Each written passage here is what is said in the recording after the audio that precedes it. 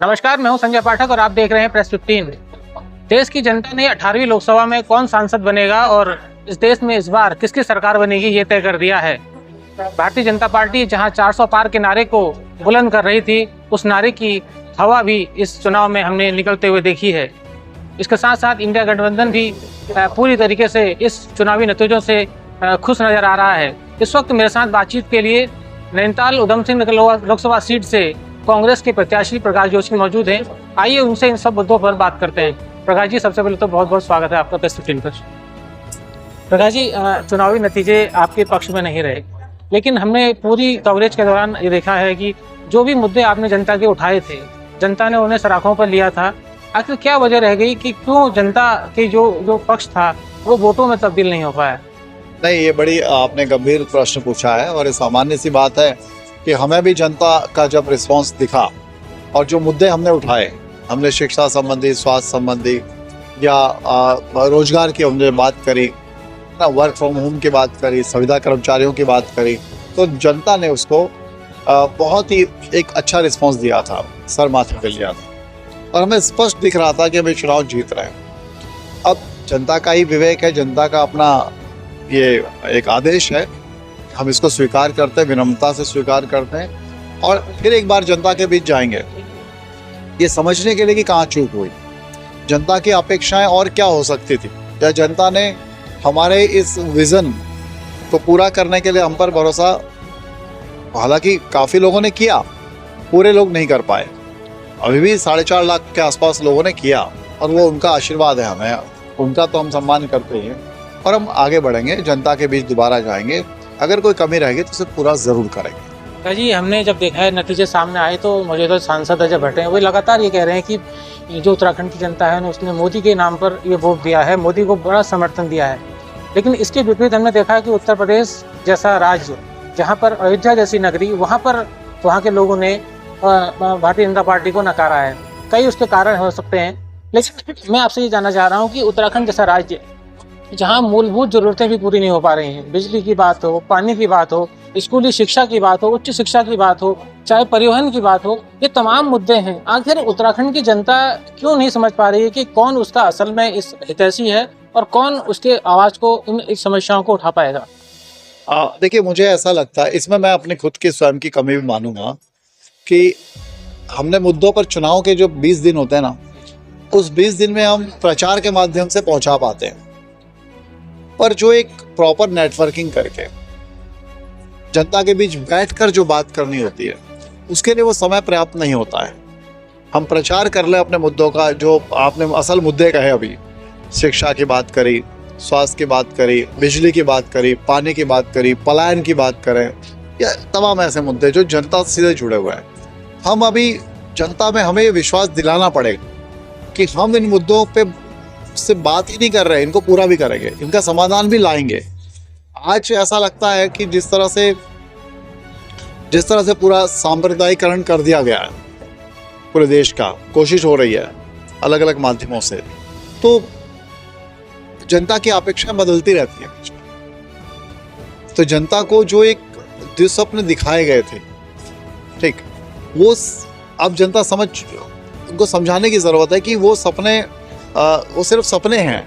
ठीक है, राम मंदिर की बात हुई, बना ना कोर्ट के आदेश से बना, माननीय सुप्रीम कोर्ट के आदेश से बना, और ऐसा नहीं कांग्रेस के टाइम पे, कांग्रेस के बड़े बड़े नेताओं के टाइम पर राजीव गांधी जी ने वो द्वार खुलवाए थे और आज वो बन गया है। तो ठीक है, एक मुद्दा था, भारतीय जनता पार्टी ने तो मुद्दा बना के रखा, लेकिन वहीं उसी अयोध्या से भारतीय जनता पार्टी हारती है फैजाबाद से चुनाव। इसका मतलब जनता के, अगर सही में हम जनता से बात करेंगे, अगर जनता से हमारा जो संवाद में और तेजी लाएंगे, तो शायद जनता के मुद्दे असल ये हैं जो आप बोल रहे हैं।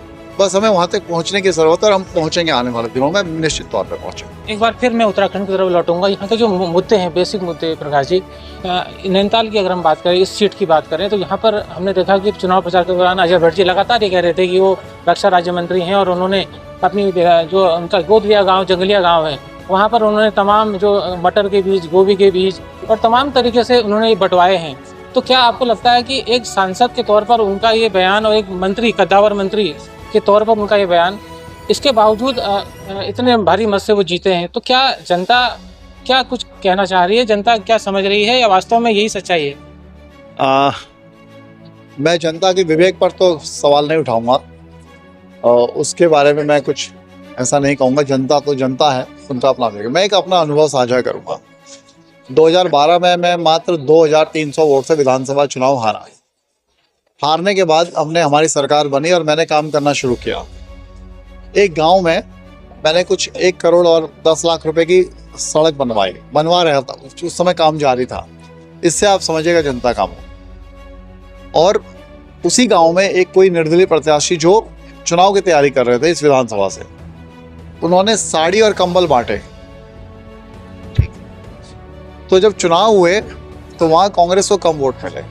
यानी जिस सड़क से, जब तक वो सड़क नहीं थी, घुटने तक पानी में लोग उस गांव में घुसते थे जब बरसात आती, हमने वो सड़क बना के दी 1 करोड़ 10 लाख रुपए की, पर मात्र 15-20 हजार रुपए के कंबल और साड़ी भारी पड़ गए।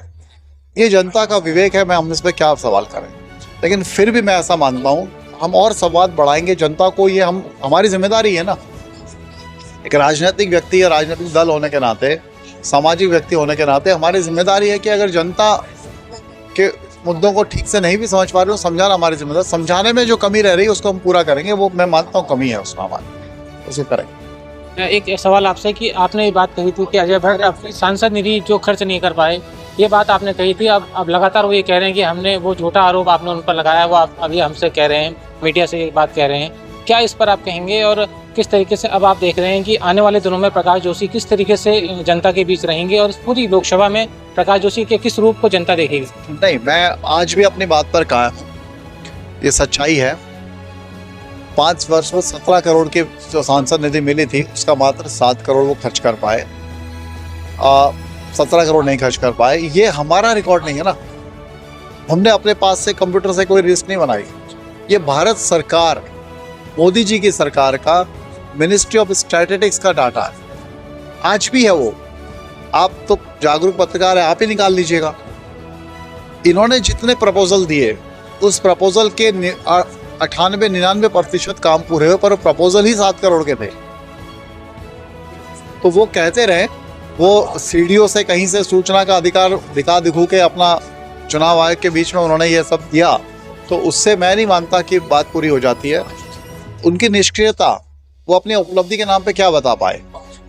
एक ही बात बता पाए कि मैंने प्याज के पेड़ बांटे, मैंने गोभी के पेड़ बांटे, मैंने मटर के बीज बांटे, डीआरडीओ के फंड से बांटे। यानी जिस रक्षा मंत्रालय, वो देश के रक्षा मंत्री थे, तो जिस मंत्रालय से उन्हें रक्षा कॉरिडोर लाने की जरूरत थी, जिस रक्षा मंत्रालय की बहुत सारे ऐसे उद्योग लगते हैं जहां यहाँ रोजगार बनता, वो लाने की जरूरत थी, आप कह रहे हो उस रक्षा मंत्रालय के बजट से आपने प्याज, गोभी और मटर के पेड़ बांटे। तो जनता को तो ये समझना चाहिए कि उनका कार्य करने का स्तर क्या है, पर फिर भी जनता जनता है। हम तो जनता को सलाम करते हैं। प्रकाश जी, आखिरी सवाल आपसे कि अब आने वाले दिनों में निकाय चुनाव उत्तराखंड में होने जा रहे हैं, इसके बाद 2027 की विधानसभा और उसके बाद 2029 का रण लोकसभा का, किस तरीके से प्रकाश जोशी और पूरी कांग्रेस पार्टी इन तीनों चुनावों में अब नजर आने वाली है? नहीं, हम लोग पूरी तरह से सक्रिय रहेंगे। मैंने कहा 3 मंत्र: संवाद, संपर्क, संवाद और संघर्ष। ये 3 एस हमारे लिए मूल मंत्र रहेगा, जनता से भी और कार्यकर्ताओं से। और आपको ये आने वाला दिखाई देगा। हम जनता से संपर्क करेंगे, संवाद करेंगे और उनके मुद्दों पर संघर्ष करेंगे, क्योंकि सरकार आज भारतीय जनता पार्टी की है, प्रदेश में भी और ऊपर भी। ऊपर तो अब देखते हैं किसकी बनती है, प्रदेश में तो है। तो वो संघर्ष जहाँ जरूरत पड़ी करेंगे और जनता का मन बदलेंगे, जनता का विश्वास हम फिर से जीतेंगे। ये थे मेरे साथ प्रकाश जोशी जी, जो बता रहे थे कि किस तरीके से वो उन्होंने आने वाले दिनों में उत्तराखंड के लोगों के लिए अपना प्लान तैयार किया है और जनता के बीच रहेंगे। इस वक्त मेरे साथ बातचीत के लिए इस पूरे चुनाव में प्रकाश जोशी जी के दाएं हाथ की तरह, उनके साए की तरह उनके साथ रहने वाले नीरज तिवारी जी मौजूद हैं। उनसे बात करते हैं आखिर इस जीत पर, इस हार पर, इस चुनाव के पूरे परिणाम पर वो क्या सोच रहे हैं। नीरज जी, सबसे पहले तो बहुत बहुत स्वागत है। धन्यवाद। आपने हमेशा ग्राउंड जीरो से जमीनी समस्याओं को उठाया है और निरंतर प्रयासरत रहे हैं आप, और वास्तविकता को अपने प्लेटफॉर्म के माध्यम से आपने प्रस्तुत किया है। ये जो चुनाव एक्चुअल में है वो आपने समझा है कि हम बहुत दृढ़ता के साथ, मजबूती के साथ लड़ा। तुलनात्मक दृष्टिकोण से हमने बहुत बेटर किया है।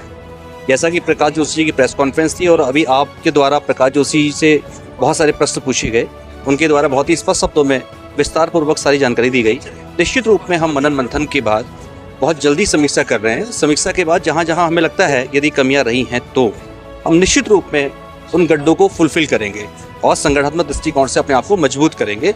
ये हमारा दायित्व, ये हमारा कर्तव्य है, तो हम इसके लिए प्रयासरत हैं। तो ये थे नीरज तिवारी जो बता रहे थे कि वो किस तरीके से कांग्रेस और उनकी पूरी पार्टी लगातार इस चुनावी हार का मंथन करेगी और जिन मुद्दों पर उनकी कमी रह गई है उस कमी को भी दूर करने का प्रयास किया जाएगा, ताकि आने वाले दिनों में कांग्रेस की जो नीतियां हैं, कांग्रेस की जो मुद्दे हैं वो जनता तक पहुंच सकें। संजय पाठक, प्रेस 15, हल्द्वानी।